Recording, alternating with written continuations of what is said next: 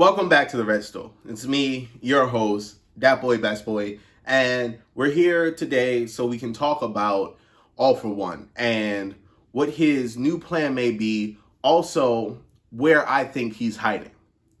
So, just to start, of course, we all know that his plan is to steal his little brother away from Deku so he can, that's always been his plan. We know that that hasn't changed at all. That's just a status quo. But what has changed is the development of One for All and how now it's reached that mature point inside of Deku. So he has all the power of everyone who has used the quirk before him. Not only that, but he's also now gained insight to their experience. They're able to teach him and even, interact with him. Also, if All for One was to go inside of the quirk, he'd be outnumbered because now the vestiges can stand up against him inside the quirk as well.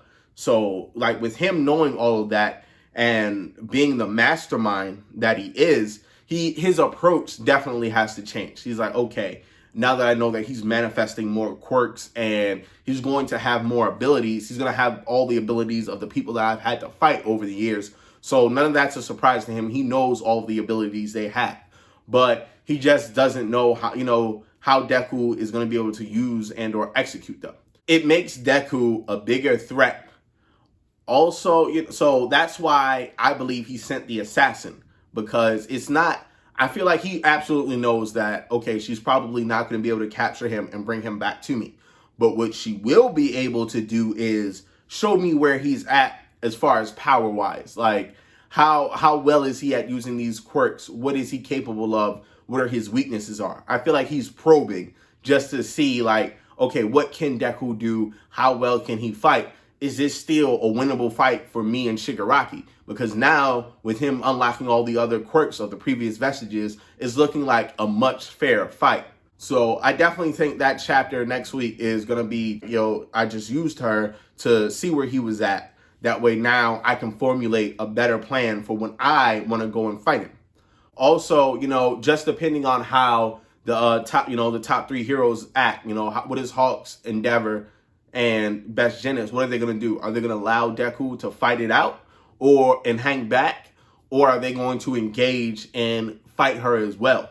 Maybe Deku fights and is able to beat her, but she escapes and they're able to round her up and capture her that way.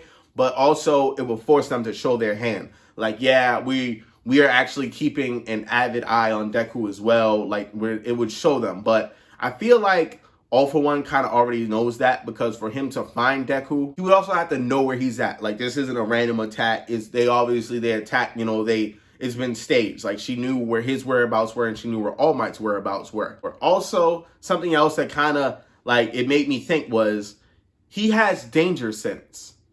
Why didn't he sense her coming? Why was she able to shoot the cell phone / tracker out of his hands? Why didn't he notice her presence immediately? So maybe that could be something else to do with her quirks. She could be a multiple quirk. She could have some type of quirk that blocks out a danger sense as well. We don't know, but it's interesting. Also looking forward to seeing what her name is and if Overhaul will in fact be of any use. Will he get his arms back? What can he do?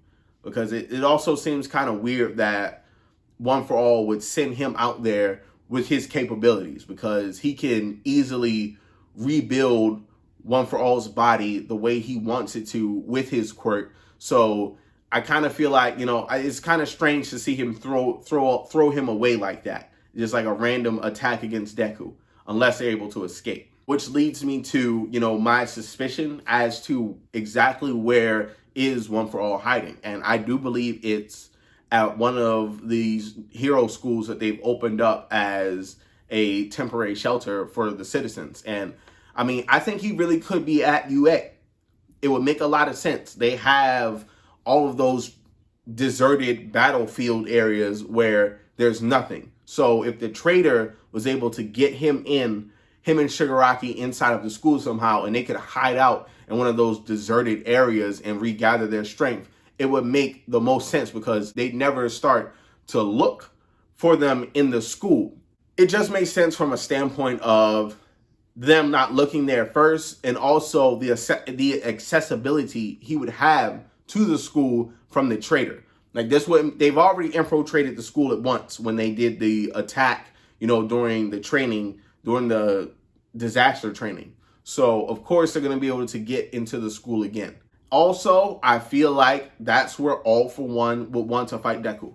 He's going to want to fight him around his family, friends, as many innocent bystanders as he can, because in that fight, Deku has to hold back. He can't go all out. There's so much more for him to think about than just beating All For One and Shigaraki. He has to think about, okay, if I throw out this attack, is it going to hurt anybody? Also, their attacks, they can attack him freely and be like, oh yeah, you can dodge this, but what about your mom and your friends behind you? Are they, and all those innocent civilians, are they fast enough to dodge? So he might have to do as All Might did and stand in front of a blow that he easily could dodge, but the people behind him can't.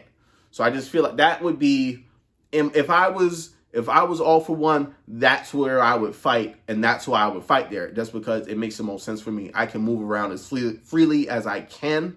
Also, he could probably get Shigaraki on board with that too. Like, hey, look, let's destroy UA. It's the last big, hero monument to Hero Society. Let the world know you came here.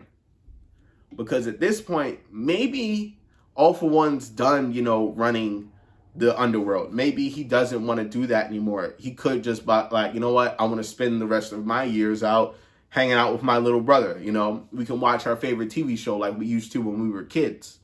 And he can, just leave Shigaraki to his devices. Because we know that Shigaraki doesn't want to be his pawn, and he heavily resents any use of his body or mind against his will. He's like, hey, you can't, I'm not giving myself over to you like that. I appreciate everything you've done for me, but I don't want to be like you. So you got to think there's got to be some way that he's going to have to coerce him into doing what he wants and being his pawn, even though he doesn't have any desire to reclaim his little brother or his quirk. So there's going to be some type of coercion there. I don't think he's going to outright try to steal his body. I think he's going to use him to fight Deku and break him down. That way he can destroy all the other vestiges in every part of that quirk that he doesn't want there. Because if you think about it, yes, now that they're collective will, it will be very hard for him to overpower all of One For All's users. So what if he destroyed all of them and only left his little brother? If he just destroyed every part of that quirk that he didn't want except for his little brother, that would be a lot easier for him to take over and walk away with, rather than having to deal with all the vestiges and having all them rattling around inside of his head. I can't imagine that's the type of lifestyle that he would want to live. Also, it would be an easier burden on his body, because he wouldn't have that huge piece of the quirk that his body would have to adapt to, because we know he's already subjected himself to so much experimentation and damage from the fights with them that he can no longer afford to do that. So which is why I think Shigaraki is going to be his pawn to destroy the vestiges, gain his little brother back, and then he's going to move on from there and live the rest of his life out. But it's just my working rough theory. Let me know what you guys think. I'm going to see y'all in the comments. Peace.